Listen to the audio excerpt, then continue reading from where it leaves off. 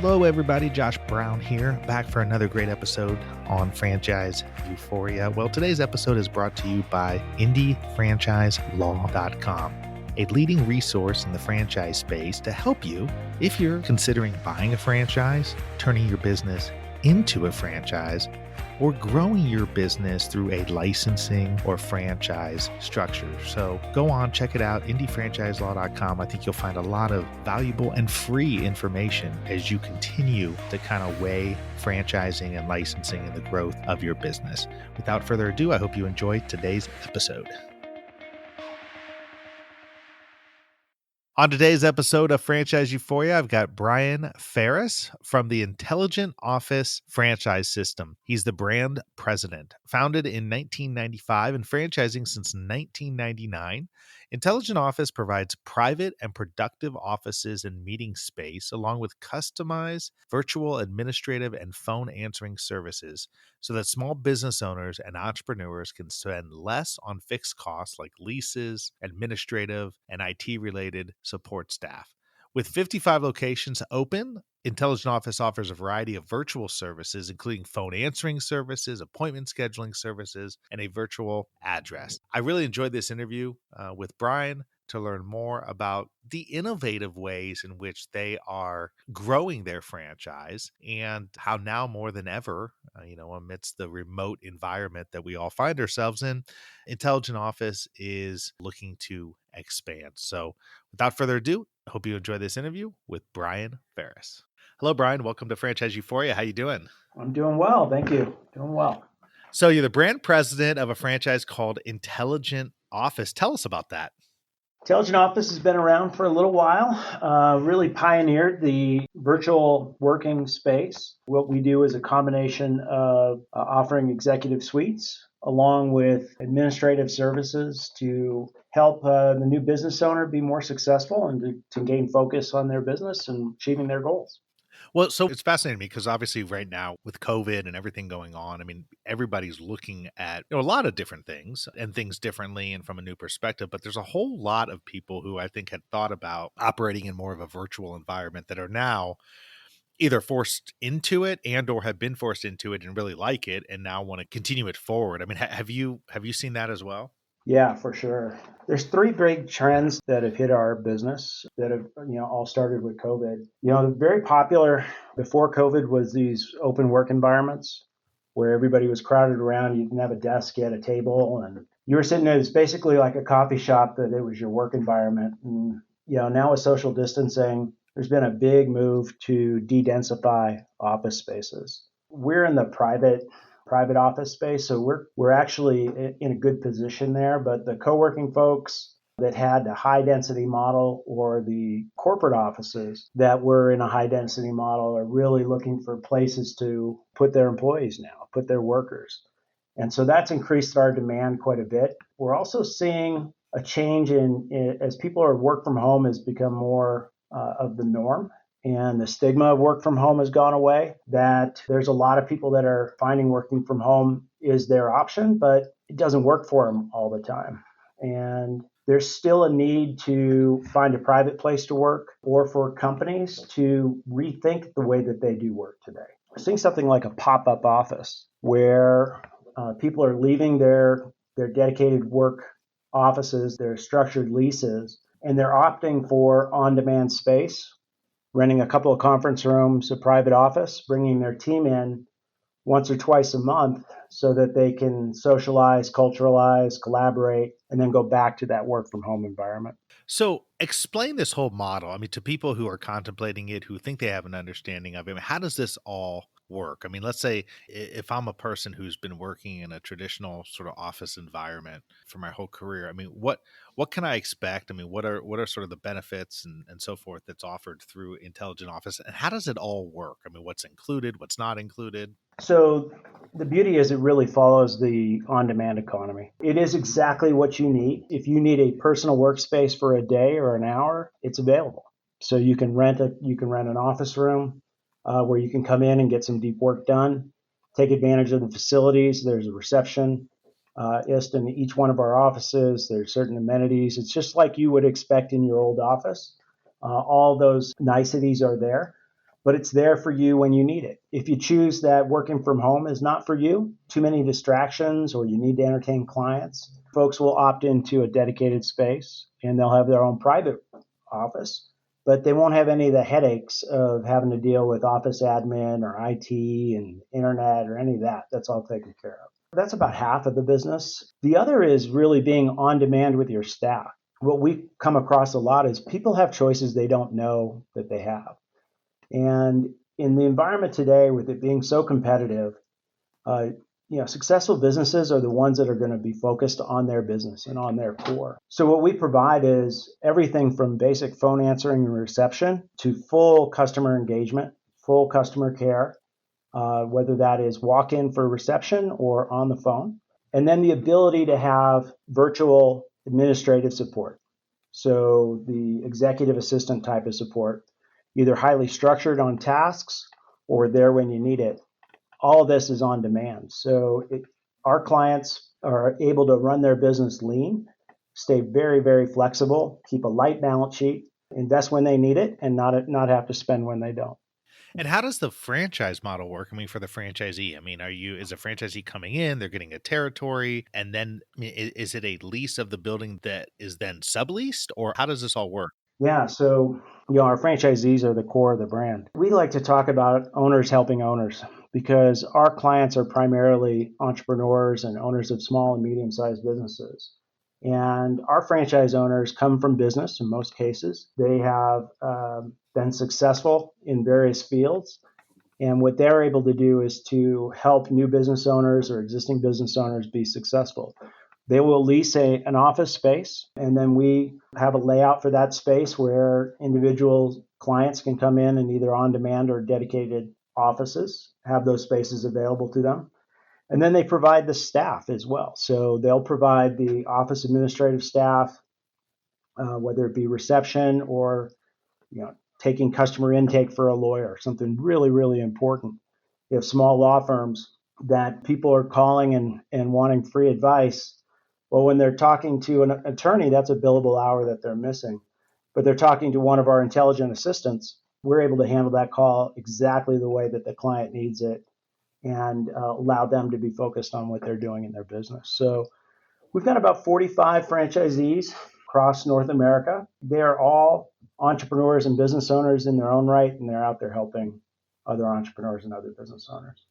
And are they limited? I mean, are they limited to a certain territory? Do they get us? Is it one office space that then is filled in? They have a territory. There are different dimensions of our business. So some of them are very convenience related. Our clients will want an office space that's either close to their home and convenient to them, or convenient to where their clients are, whether that be a courthouse, whether that be a central business district, or whether that be a highly dense population.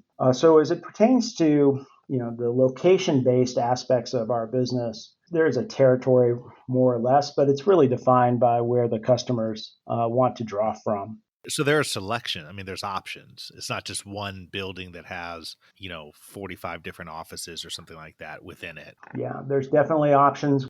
We go through a pretty rigorous site selection process to make sure that we've got the right demographics, we have the right office for the brand and for what our clients need. And those can be in various submarkets across different metros and throughout the US and Canada.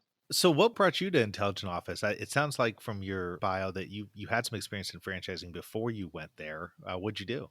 Yeah, I was always a restaurant hospitality guy. So I grew up washing dishes and worked for a franchisee way back when and kind of learned the business, learned what it takes to run a franchise, learned that franchise businesses are families. You're working for a family, you're working with a family, and have always liked the model, have always liked to help franchisees find success and build their businesses and build wealth through the franchising community. Intelligent Office is a great opportunity. It was recently purchased by Lynx Franchising. When they purchased it, I came on board. Really an opportunity to invest in the brand. It was a brand that had good bones and needed a little bit of attention. And so the opportunity to come in and provide that and have a path to succeed as a brand and with our franchisees. So did you just recently join, or you've been there for a while? I've been here for just a year, just over Okay. a year. So it's been fun. You got out of the restaurant business just in time, huh? just in time. I mean, man, they're struggling. They'll come back. It'll come back Hey, listen, one thing we know about all Americans is they like to eat, including myself. And for so sure. so they will come back. Yeah. I mean, I have several clients that are actually doing fine, during this, but it's a challenge. I mean, the restaurant business is a challenge in good times. It is. You got to stay relevant. The restaurant business is one where, there's an entertainment factor along with the primary need of food. So people want to have a great experience. And, I think coming to this brand and bringing some of that hospitality and experiential aspects that are so important to the restaurant business to our intelligent office clients and creating an experience for them and an experience for the clients for whom they entertain in our offices has really been a lot of fun. And looking to ways to really tailor and curate that experience so that it's top notch. So where's Intelligent Office based out of? It was founded and based out of Boulder, Colorado. Ah, beautiful area. Yeah, beautiful area. So we have a beautiful view of the Flatirons here and beautiful summer weather out here. But it started in 1995 in Boulder, Colorado. Started franchising in '99 and then has grown to 56 locations in 21 states, 3 provinces in North America. So as brand president, I mean, obviously when you're dealing with a restaurant, we all know what that kind of branding is, I would say, right? I mean, there's a very specific thing, you're trying to build up around that name. How do you transfer that? Or is the role different when you're dealing with something like this with Intelligent Office, where, I mean, what's the goal for the branding element for Intelligent Office? That's a great question because, it's one of the things that we manage very carefully because in our offices, we actually don't brand very much as Intelligent Office because the office is our client's office. And when they're entertaining their customers are not coming to an IO, they're coming to, the law firm or the accountancy or the financial planner. And it's their brand and their brand experience that's most important in that interaction. So we take a back seat from a branding standpoint, from a signage standpoint. We become very heavy on brand as it pertains to direct communications with our clients. And whether that is through, thought leadership in terms of how we can help a new business or a small business to start or to grow and be successful, all the way through the different levels of services we provide to those business owners to give them the flexibility to stay focused on what's important to them. And with COVID and everything that's transpired, I mean, we touched upon this at the beginning. How's it changed, or maybe it hasn't changed, your guys' model? I mean, how's it changed your way of trying to find franchisees, managing the franchisees that you have, dealing with? Because obviously you're not an open space, you have offices, but I imagine still with Intelligent Office there are community spaces, where you have coffee and other kinds of stuff. I mean, how are you guys dealing with all the COVID-19? Yeah, so we had, some of the same challenges that every other retailer or restaurant has had. Keeping our 6 feet of distance and our masks and our sanitizers. And the biggest impact for us is our conference rooms because people pretty much stopped using conference rooms. They stopped meeting together that way. So that's part of our business that's going to take a little longer to recover. What we've found is our larger conference rooms are now being used by just 2 or 3 or 4 people so that they can social distance. And we're seeing that come back. It's all regional. Some parts of the country come back faster than others. So we've had that challenge. It's an interesting time from a franchising standpoint and from a growth standpoint because of the real estate market. The real estate market really hasn't found its footing yet. It's a struggle to know where rents are going to be, where landlords are going to be charging. So there's a lot of uncertainty in the market. And the thing that we're seeing is opportunistic for us is there's a lot of subleases coming up into the market. And that's creating a great opportunity for new franchises to start or existing franchisees to grow in these sublet opportunities to expand into an office space, potentially keep the client and do it at a significant discount on the rent. We're seeing this as a big opportunity. We're working with our franchisees right now. We want to back them and share in their success and share some of the risk with them. So we've got incentives together for our franchisees to grow and expand their footprint in their marketplace. I mean, is it month to month with the tenants? Some are month to month. Some will sign 1 or 2 year leases. It just depends on the individual circumstance. Everybody's business is a little bit different. So the more mature the business is, the less risk. The closer it is to home, they want to lock it down. Other folks are just getting started, and cash is always king, but for a startup, it's even more so.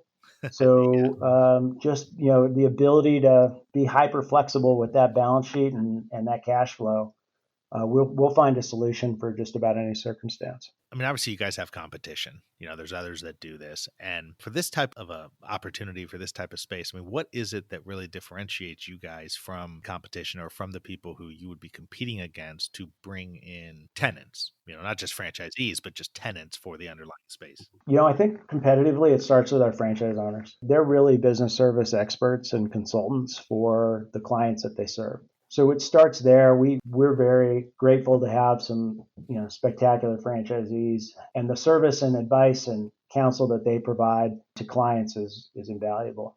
Second is our ability to provide a wide range of services to clients. Like I said before, they may not even know they have these choices. So not only an office place to work, but a receptionist who's more than just sitting at the front desk, but can be your executive assistant, a team of intelligent assistants who can answer all your customers' calls, can do intake, can do customer service, can do scheduling. It's really frees up entrepreneurs and small business owners to stay extremely focused on their business. And intelligent office then can take care of all the essentials that get in the way of why they went into business. And so it's that ability to have just a really great toolbox of resources and services that we can provide, led by a highly experienced, caring franchise owner in that local marketplace who knows their clients and knows the market. Well, as sort of a final question, you obviously are in this industry. You've, I assume, studied it, looked into it. I just read the other day that Amazon's in talk with some large mall owners about basically utilizing a lot of their space for fulfillment centers. Just it's a sort of a different kind of a model, different kind of a way. I mean, what do you see happening with commercial real estate space? I mean, obviously it's changing. Do you think a lot of this is going to bounce back, or do you think there's some forever changes going on right now with what has transpired since COVID? I think it always bounces back. It does. I do think there are some reshapings. This is a different kind of downturn. It's not a financial downturn. It's a human downturn. It's very cathartic. It's really changing the way that people work. So I think there will be some permanent impacts to it. I think what you'll see is fewer regional offices. I think you'll see kind of an end to that open office environment, the de-densification of not cramming people in, but giving them private space. Which is so funny because everybody was moving towards the open spaces. Everybody was. It was great for the CFO. It just made a lot of sense. You can cram a lot of people with a small amount of rent, and it made economic sense. And it's like the worst thing you could possibly be doing right now, which is just the irony of it all. Well, people, employees never liked it, but they never had a reason to say no. And when it becomes a health and safety issue, employers have to react, and employees have a voice, and people need places to focus. And the where people work has changed forever. The work from home I think is permanent, but so is the need to collaborate and socialize and culturalize. So it's going to be more of a mixed bag as we move forward. And commercial real estate, those are smart people. Our competitors, those are smart people. We all adapt and we're all flexible. So I think the model will change, but it will adapt over time as people's needs start to coalesce. Well, thanks for coming on today. I appreciate you sharing a little bit about Intelligent Office. If anybody wants to learn more about it, you can go to franchise.intelligentoffice.com. Thanks again, Brian. I think it's a really interesting industry and certainly an interesting time for this type of franchise opportunity. So thanks again for coming on and sharing. My pleasure. Appreciate you and appreciate the conversation. Thank you so much for tuning in for another episode of Franchise Euphoria. If you enjoyed this episode or have enjoyed the podcast in general, I would really appreciate it if you could go to iTunes and leave me a rating and review. It really helps to get this podcast out to more and more people. So the easy way to do it is go to iTunes and in the search box, put in Franchise Euphoria. You will then see my cover art, and you click on my smiling face that says Franchise Euphoria, and then click on the link that says ratings and reviews. It's that simple, but boy, oh boy, does it mean the world to me when people leave ratings and reviews. And like I said, it really helps get the show out there. Once again, would love it if you would go to iTunes and leave a rating and review if you enjoyed this episode or other episodes of the show. And until the next time, happy franchising.